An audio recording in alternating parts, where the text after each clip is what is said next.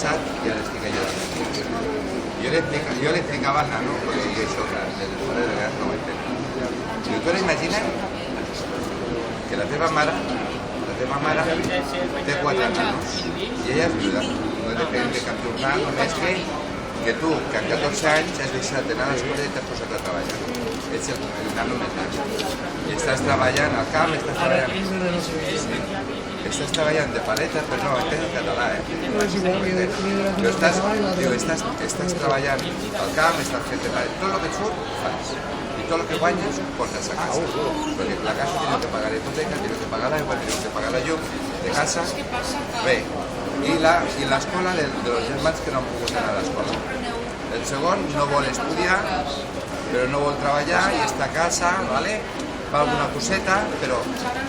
A veure, lo que ell gasta, s'ho paga, ¿vale? Però, entre cometes, podria fer més perquè tu no pagues. El tercer, que és molt intel·ligent, ¿vale? Pues aquest nano ha tingut l'oportunitat de poder anar a la universitat i que la mare de segur quina cosa es treu i li paga la universitat.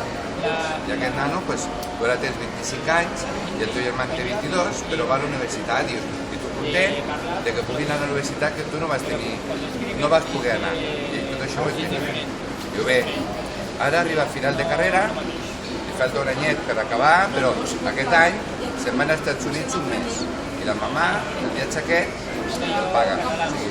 Ell va en traje perquè a la universitat que ell va han d'anar en traje i corbata. A veure, i la mamà el paga. Clar, tu tens 26 anys.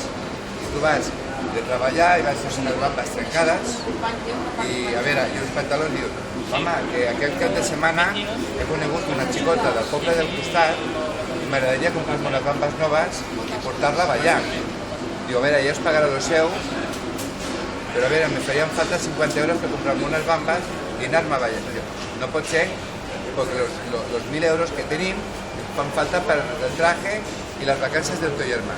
Diu, a veure, nosaltres estem pagant el traje al germà, estem pagant les sortides, molt bé que vagi a la universitat, però a veure, el que no és justo és que jo no pugui anar a ballar amb la meva xicota y no me pugui poner las sabatas. Y digo, bueno, si haces unas horas más con el jefe, lo que treguis, digo, a veure, si ja no tinc més hores, no puc ni anar a ballar, ni anar a vestir, ni casar-me, ni fer vida pròpia, perquè tinc d'estar mantenint. A veure, el mitjà ni come ni bebe, que és alguna província d'Espanya. Digo, però a veure, digo, tu te'n vas a Extremadura, molt bé, digo, a veure, tenen...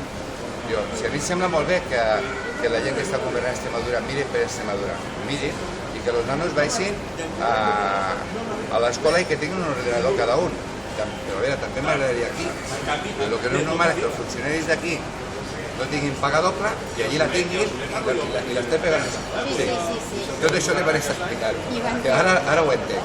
Digo, pues mira, nosotros somos el niño que con 26 años ha estado trabajando desde los 12, tirando de carro, que tiene unos zapatos rotos, que te quieres comprar unos zapatos y tu mamá te está diciendo que si quieres comprarte los zapatos le digas al jefe que hagas unas horas extras, porque lo que le has dado, pues claro, ella tiene que pagar la luz de casa, la contribución, la comida, el agua y la luz.